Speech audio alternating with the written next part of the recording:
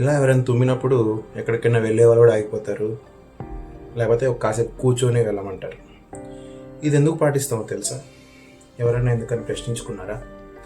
దీని వెనకాల కూడా ఒక స్టోరీ ఉంది. మనం తుమ్మినప్పుడు బాడీ అంతా ఒక స్ట్రెస్లోకి లోన్ అవుతుంది. హార్ట్ బీట్ కూడా 1 సెకండ్ అవుతుంది. మన బాడీ ఎంత స్ట్రెస్ అవుతుందంటే ఆ క్షణంలో మనం కళ్ళు కూడా తెరవలేము. అంత స్ట్రెస్లోకి బాడీ లోన్ అయినప్పుడు మన పెద్దవాళ్ళు ఏం చెప్పేవాళ్ళంటే, తుమ్మావు కదా, ఒక క్షణం కూర్చొని వెళ్ళు అని అనేవారు.